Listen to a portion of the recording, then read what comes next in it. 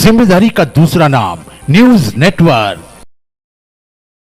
बाघ के पीएम में हुआ खुलासा, 3 नाखून और 4 दांत गायब मिले, शिकार का भी है अंदेशा। नर्मदापुरम जिले के सिमली मालवा तहसील में वन परिक्षेत्र बानापुरा में स्थित बांसपानी बीट के जंगल में बुधवार की शाम एक बाघ का शव दिखाई दिया था, जो कि लगभग 3 से 4 दिन पुराना बताया जा रहा था। पोस्टमार्टम के बाद अधिकारियों की मौजूदगी में गुरुवार को उसका अंतिम संस्कार कर दिया गया। नर्मदापुरम सीसीएफ अशोक कुमार ने कहा कि मौत का कारण अभी स्पष्ट नहीं हो पाया है। बाघ की मौत लगभग 5 से 6 दिन पूर्व हुई है और अभी डॉक्टरों के द्वारा बाघ का पोस्टमार्टम किया गया है। जैसे ही बाघ के मौत की सूचना मिली, पूरे वन विभाग में हड़कंप मच गया। नर्मदापुरम सीसीएफ अशोक कुमार सहित प्रभारी डीएफओ भी घटनास्थल पर पहुंचे और गुरुवार को डॉग स्क्वाड की टीम ने भी खोजबीन की, जो कि पूरी घटना स्थल से कुछ दूरी पर बने एक घर में पहुंची, परंतु वहां पर उनके हाथ कुछ भी नहीं लगा। घटनास्थल के बाद डॉक्टरों की टीम ने बाघ के शव का पोस्टमार्टम किया। पोस्टमार्टम के बाद बांसपानी के जंगल में ही अधिकारियों की मौजूदगी में पूरे प्रोटोकॉल के साथ शव का अंतिम संस्कार किया गया। सीसीएफ अशोक कुमार ने बताया कि पोस्टमार्टम करने वाले चिकित्सकों ने प्रथम दृष्टया बाघ की मौत का कारण तो स्पष्ट नहीं हो पाया, परंतु बाघ की मौत यहां पर नहीं हुई है, घटनास्थल कहीं और है और किसी ने उसे मृत अवस्था में लाकर बांसपानी के जंगल में छोड़ा है। हालांकि अभी कुछ नहीं कहा जा सकता क्योंकि जांच अभी बाकी है। पोस्टमार्टम रिपोर्ट आने के बाद ही स्पष्ट रूप से कुछ बता पाएंगे। वहीं डॉक्टर प्रशांत देशमुख ने बताया कि बाघ का शव 5 से 6 दिन पुराना दिख रहा है। क्योंकि बाघ का शव सड़ने लगा था, इसलिए उसके अभी 3 नाखून और 4 बड़े दांत शव में नहीं मिले हैं, जिसके चलते शव के कुछ भागों का परीक्षण किया गया है और जो कि भेजा गया है। फॉरेंसिक रिपोर्ट आने के बाद ही स्पष्ट रूप से पता चल पाएगा कि आखिर बाघ की मौत का क्या कारण रहा। नर्मदापुरम से शुभम शर्मा की रिपोर्ट। सर, टाइगर की मौत का एक मामला है, उसका शव यहाँ पर मिला है, पूरा मामला क्या है? ये पिछले कल 11 तारीख को जो है दोपहर के आसपास हमारे सूचना मिली। ये हमारा स्टाफ जो है आजकल ऑपरेशन वाइल्ड ट्रैप चला है, जिसमें सभी लोगों को नियमित अपने कार्यक्षेत्र में वन्य प्राणी संरक्षण की दृष्टि से गश्त करनी रहती है। तो उसी गश्त के दरमियान जब अमला यहाँ गश्त कर रहा था तो उनको जो है इस यहाँ गश्ती के दौरान उनके कथन अनुसार कुत्ते 2 दिखे और वो कुत्ते एक जो है इस ओर भागा, तो ये स्मेल जैसी आ रही थी उन लोगों को। तो जब इस तरफ आए तो यहाँ आके देखा कि यहाँ एक बाघ का शव जो है थोड़ी 2-3 दिन पुराना शव जो है यहाँ पड़ा हुआ है। फिर उन्होंने अपने वरिष्ठ अधिकारियों को सबको हम लोगों को सूचना दी।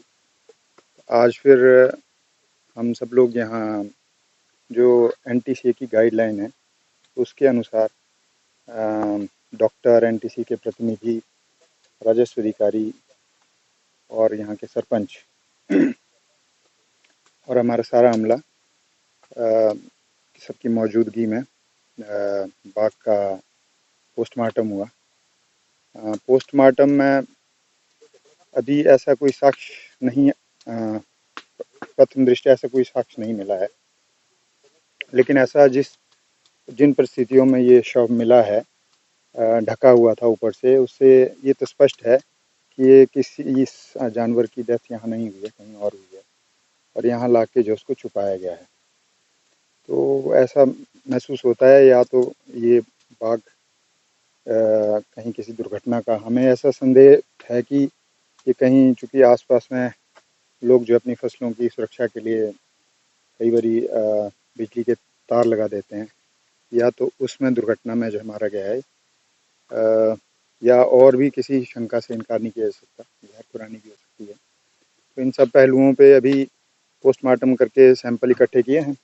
वो सैंपल जो है जांच के लिए लैब के लिए भेजे जा रहे हैं। इसी दरम्यान हमारी भी जो है जांच शुरू है।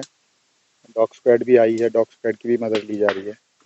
तो जो भी जल्दी जो आप लोगों के सामने परिणाम। सर, अभी तक बांसपानी के जंगल की बात करें तो लगता था और सिर्फ सुनी हुई बातें थी कि यहाँ पर मूवमेंट है टाइगर का, बट अब तो हमने देख लिया है। तो अब आगे के लिए सुरक्षा की दृष्टि से किस प्रकार के वन विभाग के इंतजाम रहेंगे? नहीं, देखिए ये जो है ये हिस्सा पूरा मेलघाट सतपुड़ा टाइगर रिजर्व का कॉरिडोर है और ये लाइव कॉरिडोर है। इस कॉरिडोर में सब तरह के प्राणी दिखते हैं।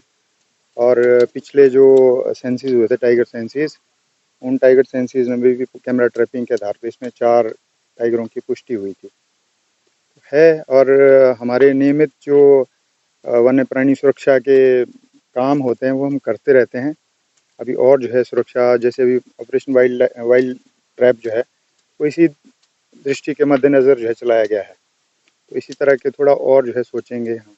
इस क्षेत्र के क्या? आसपास स्थानीय लोग भी हैं, उनके लिए किसी प्रकार का कोई संदेश सुरक्षात्मक? अ, सभी लोगों के लिए यही संदेश है। देखिए, वन जो हैं ये सभी के लिए हैं।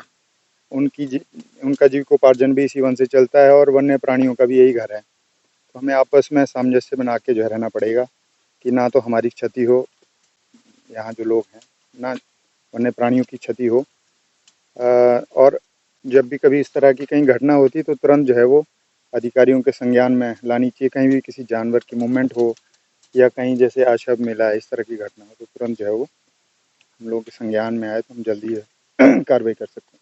सर, जैसे आज के समय में मोबाइल सबसे बड़ी उपयोगिता चीज़ है, बाकी आपकी वन क्षेत्र है, जैसे मोबाइल का नेटवर्क नहीं होने के कारण भी कई समस्या उत्पन्न होती है। हाँ, ये ज़रूर है। जैसे इस स्थल पे जो है यहाँ मोबाइल का नेटवर्क नहीं है, तो उस वजह से कम्युनिकेशन में थोड़ी दिक्कत ज़रूर आई। जैसे हमें भी जो है अमले ने यहाँ से फिर नेटवर्क एरिया में आके बताया।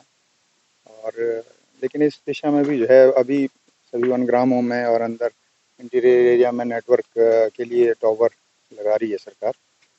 वो भी जल्दी जो है क्रियान्वित हो जाएंगे और नेटवर्क की भी समस्या